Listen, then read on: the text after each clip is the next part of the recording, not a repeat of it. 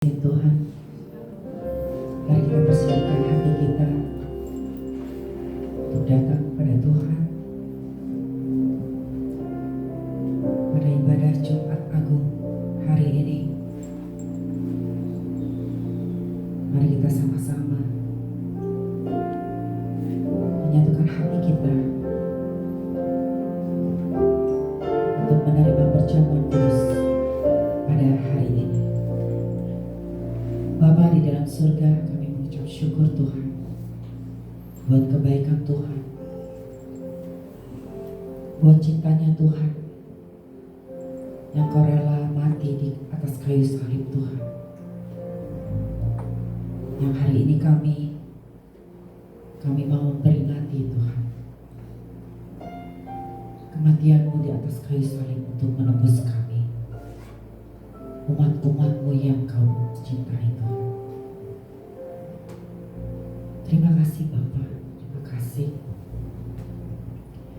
Kami mengucap syukur Tuhan. Haleluya, haleluya.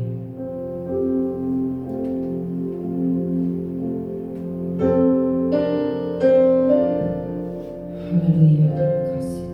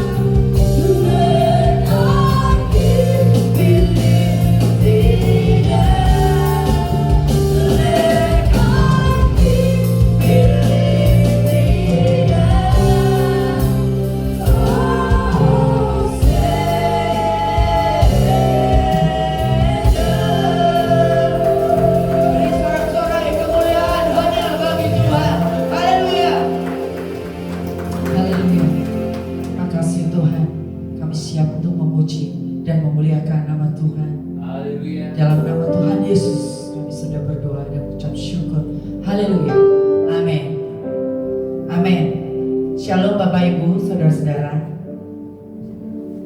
karena begitu besar kasih Allah kepada kita, dan kita telah melihat bukti nyata Tuhan Yesus mati di atas kayu salib untuk menebus kita, umatnya, umat yang begitu dicintai oleh Tuhan. Haleluya. Kita angkat pujian ini karena terlalu besar kasih-Mu Bapa.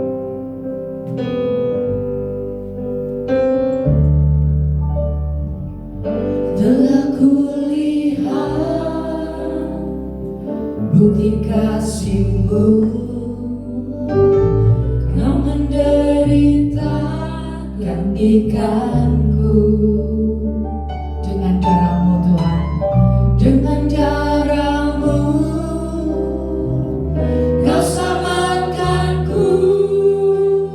Kini ku hidup menyenangkan-Mu. Telah kulihat bukti kasih-Mu, Kau menderita gantikanku. Dengan darah-Mu Kau selamatkanku. Kini ku hidup menyenangkan-Mu. Terlalu besar kasih-Mu Bapa, pengorbanan yang Kau berikan itu terlalu mahal, darah-Mu Yesus tercurah untuk menebus hidupku. Benar Tuhan, kami telah melihat bukti kasih-Mu Tuhan. Telah kulihat bukti kasih-Mu, Kau menderita gantikanku. Dengan darah-Mu Kau selamatkanku. Kini ku hidup menyenangkan-Mu. Terlalu besar kasih-Mu Bapa, pengorbanan yang Kau berikan bagiku. Terlalu mahal, darah-Mu Yesus tercurah untuk menebus hidupku. Terlalu besar kasih-Mu Bapa, pengorbanan yang Kau berikan bagiku. Terlalu mahal, darah-Mu Yesus tercurah untuk menebus hidupku. Tercurah untuk menebus hidupku. Tercurah untuk menebus hidupku. Haleluya.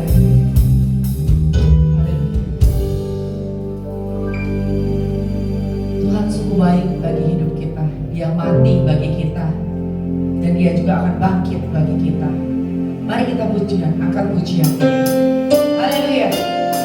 Dia sungguh baik bagi saudara dan saya. Dia mati bagi kita, dan Dia akan bangkit bagi kita dengan kemenangan yang dari Tuhan. Haleluya.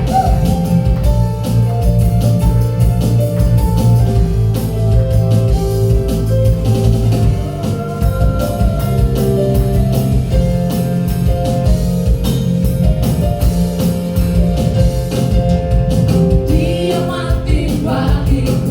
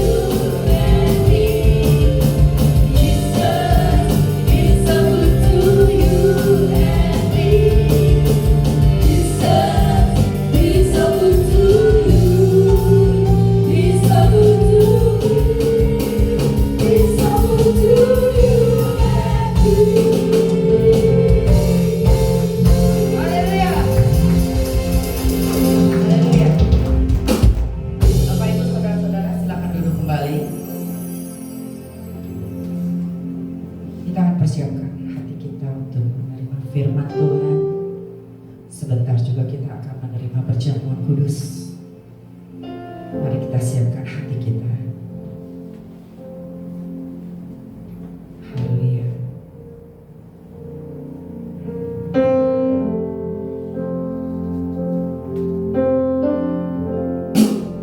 Terima kasih Tuhan. Above all powers, above all king, above all nature and all created things, above all wisdom and all the ways of man. You were here before the world began. Above all kingdoms, above all thrones, above all wonders the world has ever known, above all wealth and treasures of the earth. There's no way to measure what you were. Crucified. Crucified, lay behind your soul. You live to die, rejecting and alone like a rose, trampled on the ground. You took the fall and turned on me above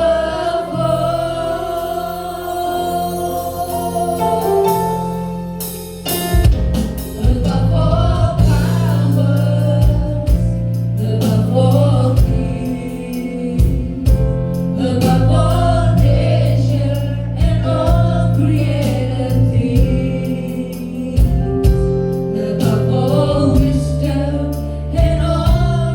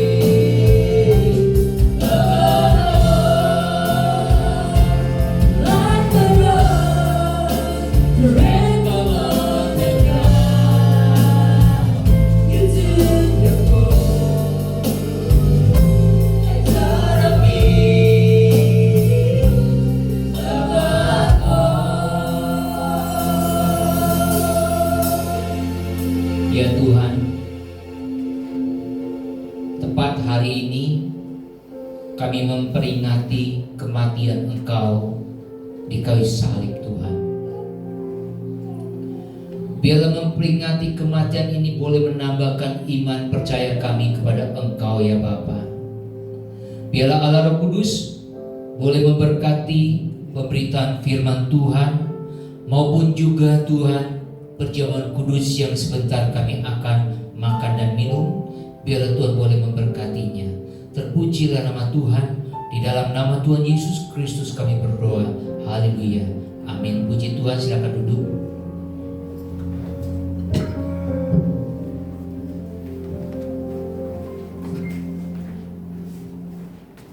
Shalom saudara-saudara. Hari ini tepat kita memperingati kematian Yesus di kayu salib 2000 tahun yang lalu, yang kita menamakan Jumat Agung, ya, Jumat yang mulia. Saudara kekasih di dalam Tuhan, dalam 4 Injil dikatakan bahwa Yesus disalib di antara 2 penyamun atau penjahat. Betul atau betul? Jadi keempat Injil menulis, memberitahukan bahwa Yesus itu mati disalib di antara 2 penyamun. Siapa 2 penjahat itu, saudara-saudara? Kita nggak tahu namanya, tetapi yang pasti mereka itu orang Yahudi. Dari mana kita tahu bahwa mereka itu orang Yahudi?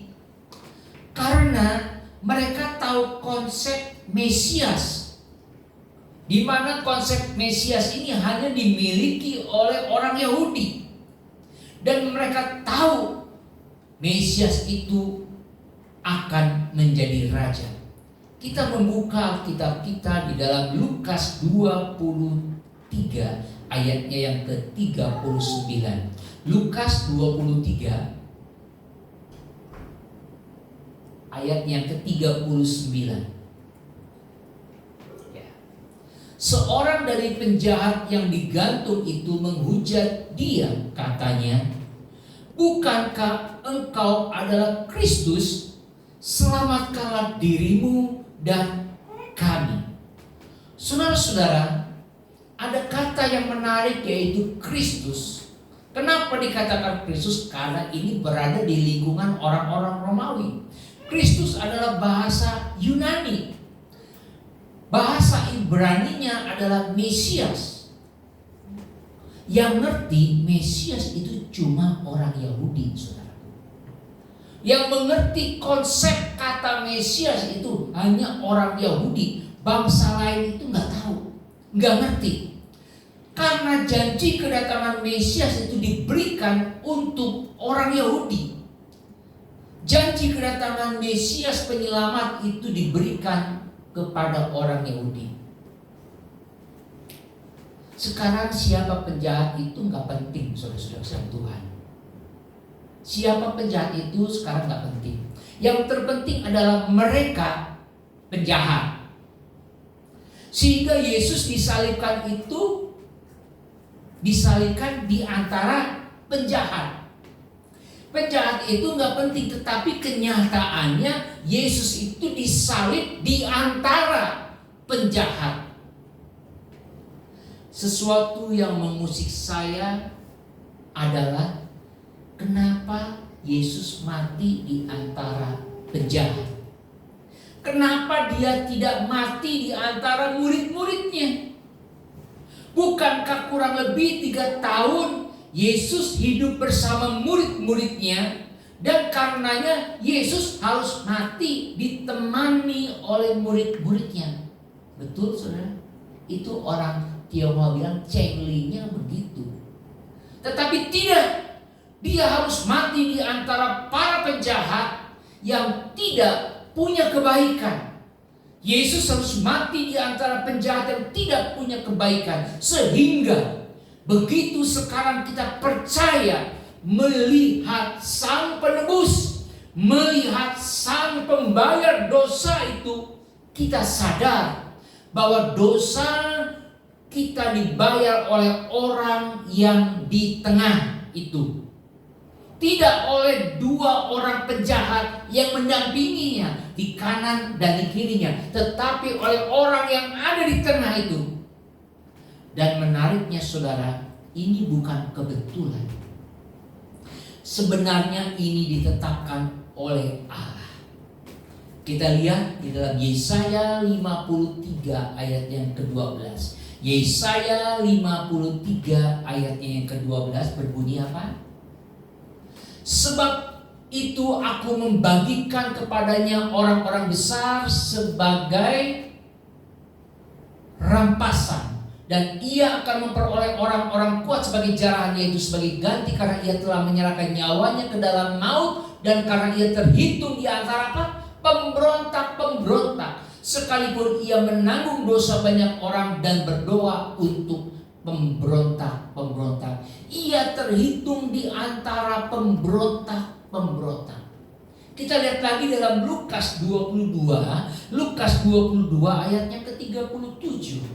Lukas 22 ayat yang ke-37. Sebab aku berkata kepada kamu bahwa nas kitab suci ini harus digenapi pada siapa? Padaku, pada Yesus. Dikatakan ia akan terhitung di antara pemberontak-pemberontak. Sebab apa yang tertulis tentang aku sedang digenapi. Berarti Yesus disalibkan di antara dua penjahat itu direncanakan oleh Allah.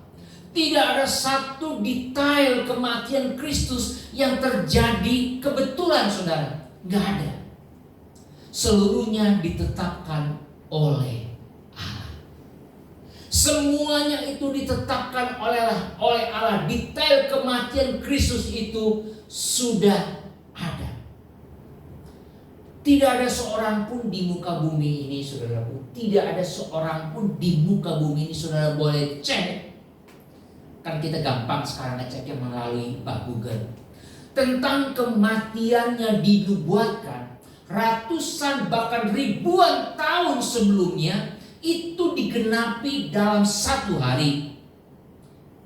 Gak ada tuh. Misalnya saya ini sudah dinubuatkan ratusan tahun bahkan ribuan tahun yang lalu bahwa saya akan mati begini. Itu digenapi dalam satu hari. Gak ada. Kecuali Yesus. Saya buktikan. Tidak semuanya, semua banyak ini nubuatan tentang Yesus. Yesus dijual 30 keping perak. Itu sudah ada di kitab Zakaria. Bahwa dia akan dijual 30 keping perak. Terus dikatakan bahwa sahabat karibnya itu akan mengkhianati dia, Yudas. Itu sudah ada, ditulis. Terus juga jubahnya diundi. Itu juga sudah ada. Tidak ada tulang yang patah. Itu juga ada di dalam perjanjian lama. Tidak melawan seperti domba dalam pembantaian. Itu juga sudah ada. Mesias akan mati bersama dengan penjahat. Itu juga sudah ada. Saudara boleh baca. Nanti di rumah ya. Di Mazmur 22 dan Yesaya 53. Ini jelas sekali tentang nubuatan Yesus. Tahukah saudara, kitab Yesaya itu ditulis 700 sebelum Yesus lahir. 700 tahun sebelum Yesus lahir, ya. Mazmur itu ditulis hampir 1000 tahun Yesus sebelum lahir. Saudara, kalau orang Israel itu mau memberikan kurban, saudara kepada Tuhan, dia harus memperhatikan kondisi kurbannya itu. Saat dia mau memberikan domba, Alkitab mencatat itu nggak boleh cacat. Domba itu harus sempurna. Nggak ada tuh misalnya kepalanya codet, ya, kakinya jalannya timpang, atau kakinya tinggi sebelah, itu nggak boleh. Atau atau buntutnya buntung, itu nggak boleh, saudara Tuhan. Atau kupingnya sobek, nggak boleh. Itu harus domba yang sempurna.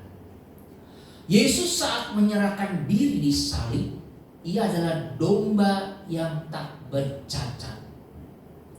Saat Yesus disalib, yang menyerahkan diri, itu adalah Yesus sebagai domba yang tidak bercacat.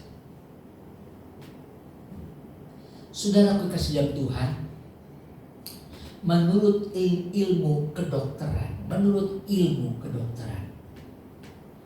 bahwa manusia mengalami kesempurnaan di dalam organ tubuhnya itu sempurna, berkembangnya itu sempurna, itu di usia 33 tahun. Di usia ini seluruh struktur organ tubuh manusia mencapai puncak kesempurnaannya. Umur 33 tahun. Saat Yesus disalib umur berapa saudara? 33 tahun. Artinya tubuh Yesus berada di titik puncak kesempurnaannya. Disitulah dia menyerahkan diri. Saudaraku yang kekasih di dalam Tuhan, dan ini sesuai dengan syarat sebagai kurban domba jantan yang sempurna. Usia 33 tahun. Kalau Pak Sandy, usianya berapa Pak Sandy? Usianya berapa? Berarti udah gak sempurna dia. Ini udah gak sempurna, udah gak bisa jadi kurban ini, saudara bisa Tuhan. Semua tentang kematian Kristus sudah dibuatkan dan digenapi dalam satu hari. Ini luar biasa.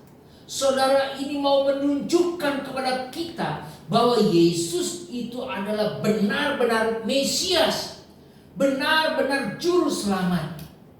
Jadi kematian Kristus itu, saudaraku yang kekasih dalam Tuhan, digenapi dalam satu hari. Gak ada seorang manusia di muka bumi yang tentang kematiannya itu sudah dinubuatkan ratusan bahkan ribuan tahun yang lalu digenapi dalam satu hari. Itu tidak ada kecuali Yesus. Nah saudara kasih Tuhan, semua kematian itu menunjukkan bahwa dia adalah Mesias juru selamat. Saudara, para algojo itu secara sadar menempatkan Yesus di antara penjahat, dan ini sebuah penghinaan. Yesus oleh algojo itu ditempatkan di tengah-tengah para penjahat. Ini sebuah penghinaan. Kenapa? Sebab dia itu bukan orang yang berdosa. Yesus itu bukan orang yang berdosa. Sebab satu pun pengadilan Romawi tidak menemukan satu kesalahan pun pada dirinya yang layak untuk dihukum mati. Pilatus bilang, saya nggak menemukan dosa apa-apa terhadap dia. Dia cuci tangan, akhirnya diserahkan kepada orang-orang Israel. Tapi toh akhirnya dia disalibkan di antara penjahat. Dengan kata lain, dia dianggap setara dengan penjahat itu. Dia dianggap kelompok penjahat itu. Dia yang suci dianggap jahat. Ini penghinaan yang luar biasa. Dan satu perendahan yang luar biasa. Ada seseorang yang anonim, yang tidak diketahui namanya, mengatakan begini. Yesus yang adalah Allah itu dilahirkan di antara binatang. Memang di kandang domba. Dan mati di antara penjahat. Sebuah perendahan, sebuah penghinaan yang luar biasa untuk pribadi tertinggi di alam semesta ini. Saudara-saudara, orang Romawi itu sering menyalibkan orang. Bangsa Romawi itu sering menyalibkan orang. Kalau ada penjahat-penjahat, mereka ditangkap penjahatnya. Misalnya, penjahatnya itu ada 50 orang, maka disalibkan 50 orang. Tapi sebelum disalibkan mereka tanya, siapa kepala penjahat ini? Atau dengan kata lain, siapa dari antara ini yang paling jahat? Kepala penjahat itu disalib di tengah sebagai yang paling jahat. Jadi begitu saudara-saudara, kalau bangsa Romawi menangkap orang, dia akan tanya, siapa kepalanya? Pemimpinnya siapa? Dan pemimpinnya itu ditaruh di tengah-tengah dari barisan penjahat itu. Jadi yang disalibkan di tengah itu kepala penjahatnya. Yesus disalibkan di antara penjahat saja sudah suatu penghinaan, apalagi ditaruh di tengah. Artinya Yesus kepala penjahat. Matius 27 ayat yang ke-28. Matius 27 ayat yang ke-28 berbunyi demikian. Bersama dengan dia disalibkan 2 orang penyamun penjahat, seorang di sebelah kanan dan seorang di sebelah kirinya. Jadi memang Yesus di tengah. Dan ini menunjukkan seolah-olah di kalangan penjahat, dialah paling jahat. Dari antara penjahat, Yesuslah paling jahat. Yesus disalibkan di antara 2 penjahat. Itu menjawab nubuatan kitab suci. Dan memang berarti Allah memang secara sengaja mengatur detail penyaliban itu. Tetapi mengapa Allah mengatur semua ini? Mengapa Allah menetapkan semua itu harus terjadi? Dia Yesus Kristus dianggap penjahat dan dihukum di antara penjahat sekalipun dia orang benar. Kenapa? Supaya orang yang benar-benar jahat seperti kita, seperti saudara dan saya, boleh dibenarkan di hadapan Allah. Yang benar mengambil tempat penjahat, supaya para penjahat itu bisa dipandang benar. Kita semua ini orang jahat, saudara-saudara, jahat di hadapan Allah. Tetapi dia sudah mengambil tempat kita, sehingga setiap orang yang percaya kepada dia, yang percaya kepada Yesus, tergantikan. Dia mestinya terhormat. Yesus mestinya terhormat. Yesus itu adalah orang benar. Kita ini orang jahat. Saudara dan saya, kita ini adalah penjahat. Tetapi dia mengambil tempat kita yang jahat, supaya yang percaya kepada dia bisa ada tempat yang dihormati di hadapan Allah, dibenarkan di hadapan Allah. Saudara kesal Tuhan, 2 penjahat dampingi Yesus. 2 penjahat dampingi Yesus, satu kiri satu kanan. Satu bertobat. Dia bilang begini, Yesus, ingatlah akan aku kalau engkau datang sebagai raja. Ingat ya Yesus, kalau lu datang sebagai raja, ingat sama saya. Dan untuk penjahat yang bertobat diberikan tempat yang terhormat. Yesus berkata, aku berkata kepadamu, sesungguhnya hari ini juga engkau bersama aku di Firdaus. Yesus mengambil tempat penjahat, supaya penjahat itu bisa mendapat tempatnya di tempat Kristus seharusnya berada. Sungguh luar biasa.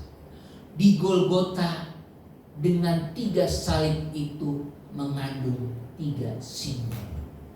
Di Golgota dengan 3 salib itu mengandung 3 simbol. Yang pertama, sudah bersama Tuhan, adalah simbol dari kasih ilahi dan dari keselamatan manusia.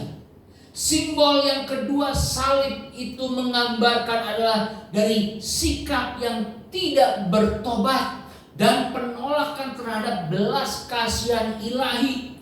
Sangat memungkinkan untuk dekat dengan Kristus dalam tubuh, dalam komunikasi, dalam hak, tetapi tidak ada keuntungan atau manfaat yang didapatkan dari kedekatan tersebut. Maksudnya, penjahat kedua itu dekat sekali dengan Yesus. Betul? dekatlah, cuma hanya beberapa meter, dekat sekali. Tapi dia tidak membawa manfaat apa-apa, karena dia tidak percaya dan tidak bertobat. Walaupun Yesus dekat, tetapi dia tidak membawa manfaat buat dia nggak bertobat. Salib yang ketiga adalah simbol dari pertobatan dan dari pengampunan. Adalah mungkin bagi orang yang paling busuk, paling kotor, paling hina, paling jahat, paling bejat untuk bertobat, bahkan pada jam terakhir, last minute, pada saat sudah dekat dengan kematian, keselamatan masih bisa diharapkan. Penjahat yang berkata, Yesus, ingat ya, kalau kau datang sebagai raja, ingat aku. Itu keselamatan terjadi di detik-detik terakhir, last minute. Hari itu ketiga penjahat itu disalibkan secara bersama-sama, pada saat yang sama, dalam perjuangan yang sama, dalam penjagaan yang sama, dalam mati yang sama, tetapi kematiannya berbeda. Tiga penjahat ini yang dianggap jahat, itu kematiannya ada 3 jenis. Karena mereka kematiannya itu berbeda-beda. Yang bisa nampak di puncak Golgota. Pertama, they in sin, mati dalam dosa. Yang kedua, they for sin, mati untuk dosa. Yang ketiga, they to sin, mati terhadap dosa. Pertama adalah kematian penjahat yang tidak bertobat. Kedua adalah kematian Kristus. Ketiga adalah kematian penjahat yang bertobat. Day for sin hanya bisa dilakukan atau dialami oleh Kristus. Mati untuk dosa itu hanya bisa dilakukan oleh Kristus. Tetapi seluruh manusia harus memilih antara poin 1, day in sin, mati dalam dosa, atau nomor 3, day to sin, mati terhadap dosa. Semua orang tidak mau terima Yesus sebagai juru selamat. Yang tidak mau menerima Yesus sebagai juru selamat, mereka akan mati. Tetapi mati di dalam dosa, day in sin. Tapi semua orang yang mau menerima dia sebagai juru selamat pribadi, mereka akan mati juga, sama-sama mati, tetapi mati day to sin. Tapi Yesus berkata, barang siapa percaya kepadaku, dia akan hidup sekalipun dia sudah mati, bahkan hidup untuk selama-lamanya. Karena itu semua kita akan mati juga. Betul saudara? Semua kita ini pasti akan mati. Tinggal tunggu gilirannya saja. Semua orang pasti akan mati. Semua saudara akan mati. Tapi mati yang bagaimana? Pertanyaannya. Mati dalam dosa atau mati terhadap dosa? Mati terhadap dosa hanya memungkinkan kalau saudara dan saya terima Yesus sebagai Tuhan dan Juru Selamat. Karena itu selagi masih dikatakan hari ini, selagi ada kesempatan, sambut Yesus. Tidak peduli saudara sudah orang Kristen, berapa tahun kamu sudah jadi orang Kristen, bahkan sudah dibaptis, bahkan sudah ambil roti dan perjamuan kudus, bahkan sudah melayani. Kamu pernah terima Tuhan Yesus sebagai Juru Selamat atau enggak? Sebab banyak orang yang sudah bertahun-tahun, bahkan puluhan tahun sudah ke gereja, bahkan dikatakan sudah dibaptis, bahkan sudah melayani, tetapi di dalam dirinya itu belum pernah mengaku secara pribadi dengan secara sadar bahwa dia itu betul-betul percaya Yesus. Kalau tidak, saudara dan saya akan tetap mati dalam day in sin. Tapi kalau kamu diselamatkan, kamu percaya Yesus sekarang, tidak boleh tunda-tunda. Kamu akan diselamatkan oleh Tuhan. Saudara, dengan kita makan dan minum perjamuan kudus ini, kita sedang memperingati kematiannya di atas kayu salib 2000 tahun yang lalu. Yesus sebagai kurban atau Yesus sebagai korban, saudara? Saya mau tanya. Yesus itu mati di atas kayu salib sebagai kurban atau sebagai korban? Pak Sendi, sebagai kurban atau sebagai korban? Kalau korban, emangnya Yesus korban kecelakaan? Nah, kalau kita ditabrak mobil kan korban, betul nggak? Oh, dia itu korban kecelakaan, nggak mungkin dikatakan, oh dia itu kurban kecelakaan, nggak ada, ya. Yang benar kurban atau korban? Dua-duanya benar. Kenapa? Disebutkan korban karena Yesus itu korban keganasan daripada orang-orang Israel. Mereka benci kepada Yesus. Mereka kalah pamor daripada Yesus. Yesus itu orang yang hebat, orang yang sangat viral bahasanya sekarang itu. Pada waktu itu orang-orang Israel khususnya para pemimpin, para ahli Taurat itu benci sekali sama Yesus, sehingga dia mau menyalibkan Yesus. Itu karena Yesus disebut menjadi korban. Tetapi di sisi lain, Yesus juga apa? Menjadi kurban. Karena apa? Yesus sadar saat dia disalib, dia berkata, "Kuserahkan hidupku." Nah, kata "kuserahkan hidupku" itu sebagai kurban. Dia menyerahkan dirinya kepada Bapa di surga. Dia menyerahkan dirinya untuk mati bagi saudara dan saya. Jadi kalau dikata Yesus sebagai korban atau sebagai kurban, dua-duanya benar. Dua-duanya benar. Yesus sebagai korban kejahatan umat manusia yang menyalibkan dia. Tetapi Yesus juga sebagai korban. Dia menyerahkan dirinya untuk saudara dan saya. Saudara, Yesus yang telah menyerahkan dirinya untuk pengampunan dosa bagi saudara dan saya. Mari kita terima, kita sambut undangan itu dengan hati yang terbuka. Mari kita persiapkan hati kita untuk menerima perjamuan kudus pada saat ini.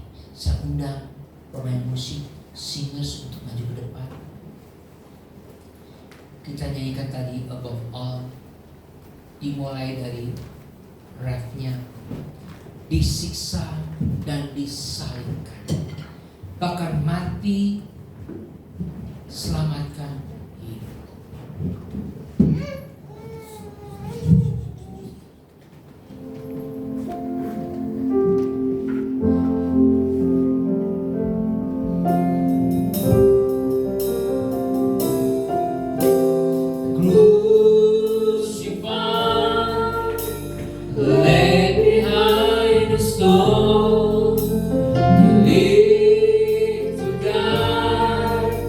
Rejected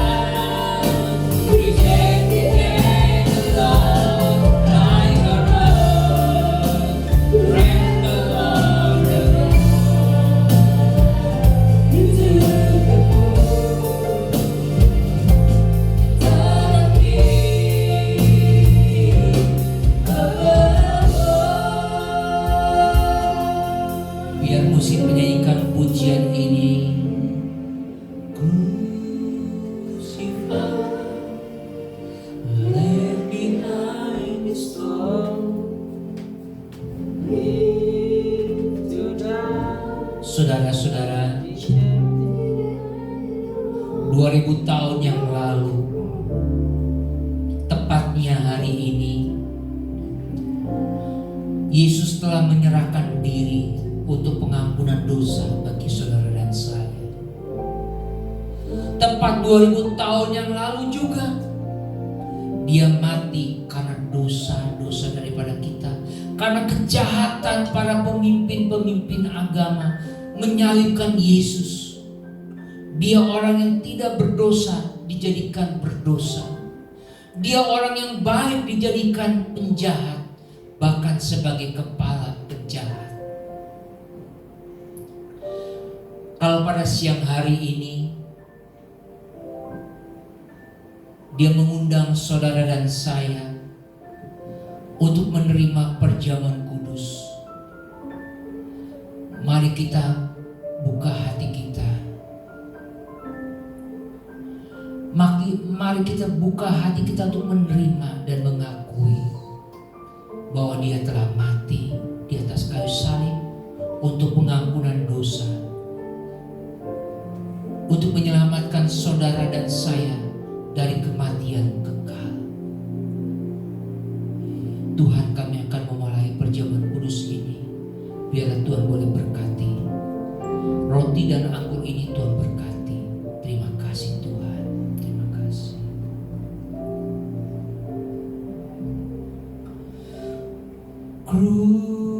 Crucified, Lay behind the stone, you lived to die, rejected and alone, like a rose, trampled on the ground. You took the fall and thought of me.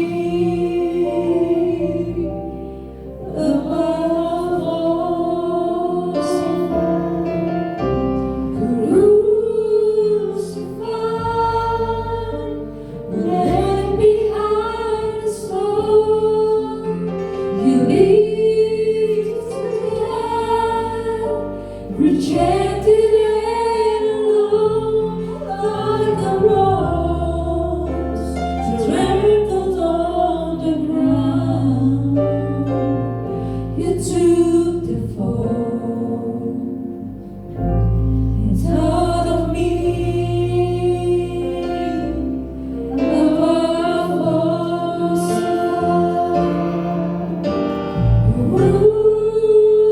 Crucified,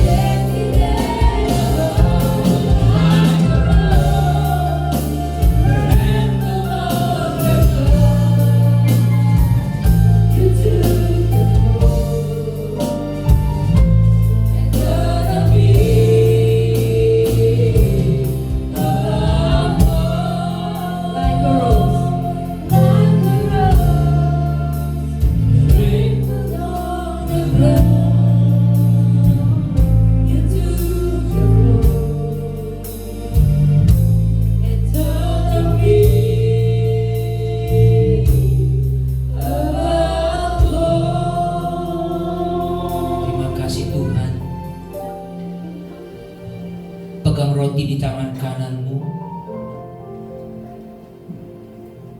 dan angkat tinggi. Dengarlah firman Tuhan sebelum kita memakannya. Sebab apa yang telah kuteruskan kepadamu telah kuterima dari Tuhan, yaitu bahwa Tuhan Yesus pada malam waktu ia diserahkan mengambil roti, dan sesudah itu ia mengucap syukur atasnya. Ia memecah-mecahkannya dan berkata, inilah tubuhku yang diserahkan bagi kamu. Perbuatlah ini menjadi peringatan akan aku. Mari kita makan dengan iman di dalam nama Tuhan Yesus Kristus.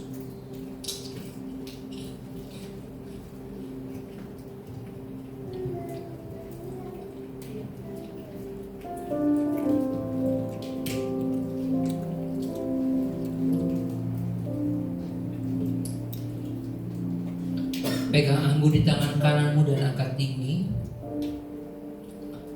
Dengarkanlah firman Tuhan. Demikian juga Yesus mengambil cawan sesudah makan lalu berkata, cawan ini adalah perjanjian baru yang dimeteraikan oleh darahku. Perbuatlah ini setiap kali kamu meminumnya menjadi peringatan akan aku. Mari kita minum dengan iman dan mengakui dengan darah Tuhan Yesus. Di dalam nama Tuhan Yesus Kristus kami.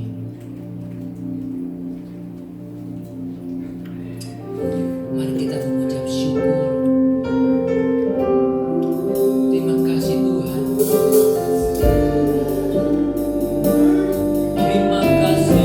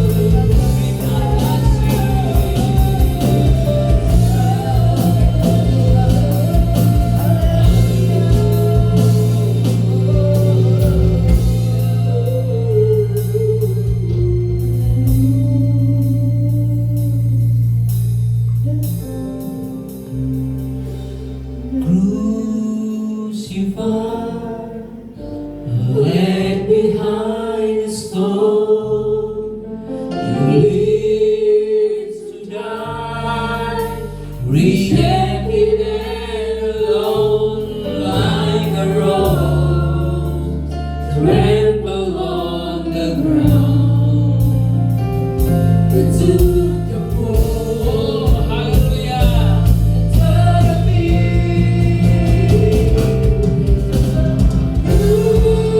Crucified, left behind.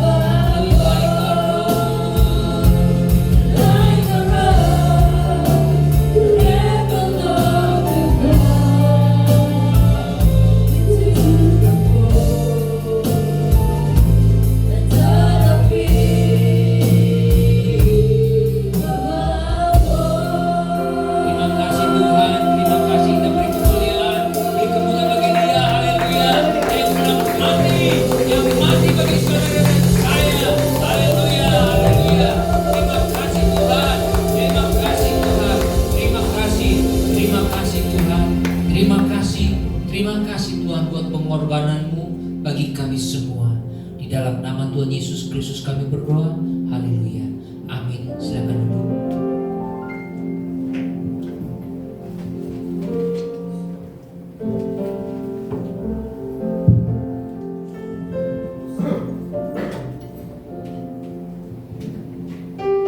Bapak Ibu, saudara-saudara,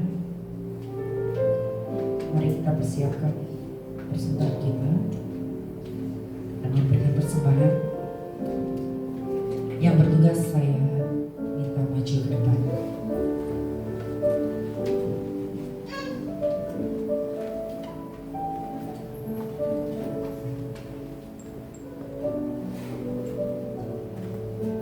Mari kita tunduk kepala dalam doa. Bapa di dalam surga, kami mengucap syukur Tuhan atas anugerah-Mu di dalam kehidupan kami. Kalau pada hari ini Tuhan, Kau mati di kayu salib Tuhan untuk menebus kami, umat-Mu, umat pilihan-Mu Tuhan, dari dosa-dosa kami Tuhan. Kau menyelamatkan kami Tuhan. Yes. Terima kasih Bapa buat pemberitaan firman-Mu yang sudah ditaburkan pada pagi hari ini Tuhan. Biarlah Tuhan kematian Tuhan di atas kayu salib menebus dosa, menebus kami semua Tuhan dari maut. Terima kasih Bapa. Kalau sebentar kami akan memberikan persembahan kami, Tuhan memberkati kami semua Tuhan. Kiranya persembahan yang kami berikan dapat menjadi berkat untuk gereja ini. Tuhan menyertai dan melindungi, memberkati kami semua. Apapun profesi kami Tuhan, pekerjaan kami, studi kami, kegiatan apapun yang kami lakukan saat ini. Terima kasih Tuhan. Dalam nama Tuhan Yesus kami sudah berdoa dan mengucap syukur. Haleluya. Amin. This is your house. This is your home.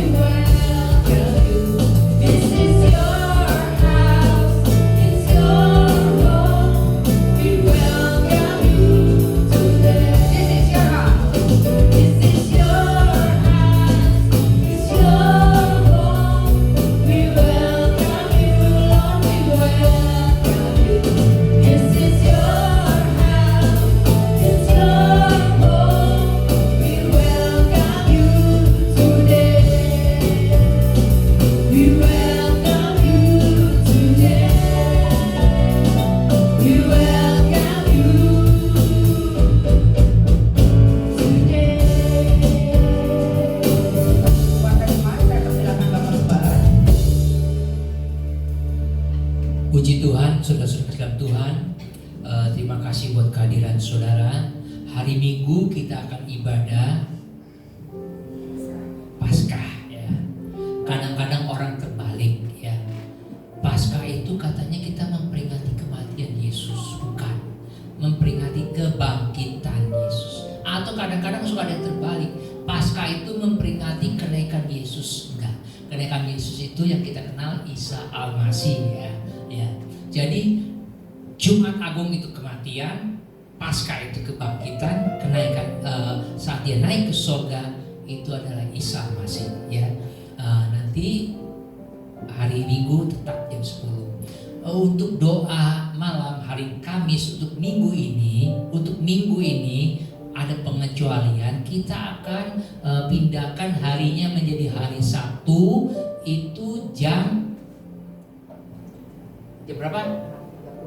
Nah, di tempatnya Yuda dan Anissa ya.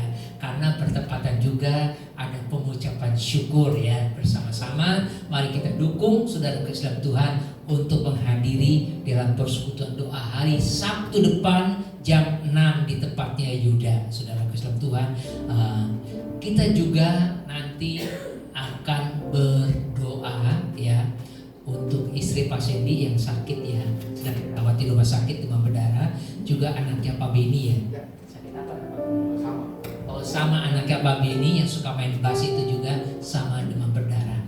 Kita nanti akan berdoa syafaat. Ada yang bertanya doa syafaat itu apa sih? Doa syafaat itu mendoakan orang lain di luar diri kita ya. Bisa aja mendoakan gereja, mendoakan orang sakit, menyebutkan nama-nama keluarga kita, berdoa untuk bangsa negara. Itu namanya berdoa syafaat, saudara. Jadi kita akan akhiri ibadah pada siang hari ini. Saya undang untuk bangkit berdiri. Nanti kita akan berdoa syafaat untuk teman-teman kita. Ya. Dan juga nanti setelah ibadah kita ada perjamuan kasih. Kalau tadi ada perjamuan kudus, nanti kita di bawah akan ada perjamuan kasih. Kita nyanyikan pujian besar anugerah.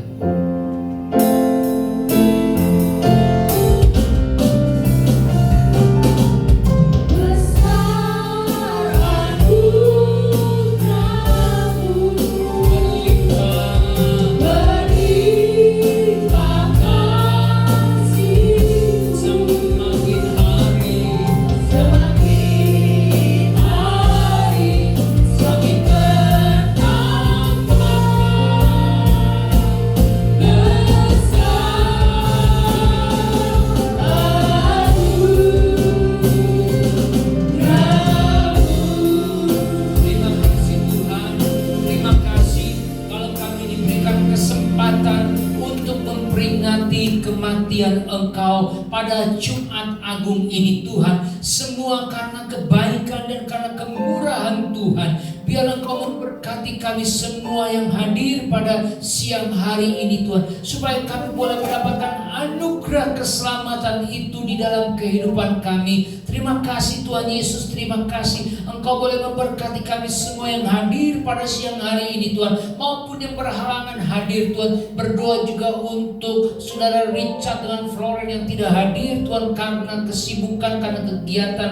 Biar Tuhan boleh memberkati dia dimanapun dia berada Tuhan, maupun juga jemaat yang lain yang tidak hadir Tuhan boleh memberkati mereka ya Bapa. Tuhan, hamba saat ini berdoa khusus Tuhan untuk istri daripada Pak Sandy yang sedang sakit dirawat karena demam berdarah Tuhan di rumah sakit. Aku berdoa sesuai dengan firman berkata melalui bilur-bilur-Mu kami disembuhkan. Aku berdoa di dalam nama Tuhan Yesus boleh menjamah istri daripada Pak Sandy. Tuhan sembuhkan Tuhan. Juga berdoa Tuhan untuk anak Pak Beni Tuhan yang sakit juga sama demam berdarah. Aku berdoa di dalam nama Tuhan Yesus Kristus Tuhan boleh menjamahnya, boleh menyembuhkannya Tuhan. Terima kasih Tuhan, dan kami sudah menerima kesembuhan yang daripada Tuhan. Terpujilah Tuhan kekal selama-lamanya ya Yesus.